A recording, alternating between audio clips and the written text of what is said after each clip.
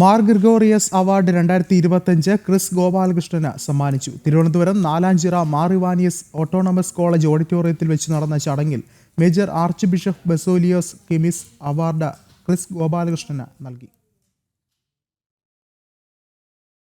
Nalanchira Mar Ivanios autonomous കോളേജിൽ നടന്ന Mar Gregorios award 2025 major archbishop Baselios Cleemis ഉദ്ഘാടനം നിർവഹിച്ചു.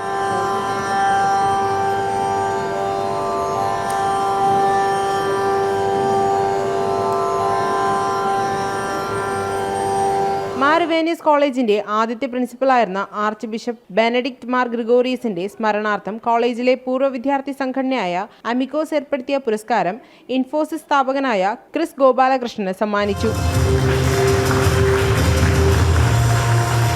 A lot was mentioned about my achievements over the years. I see them as things that you do daily.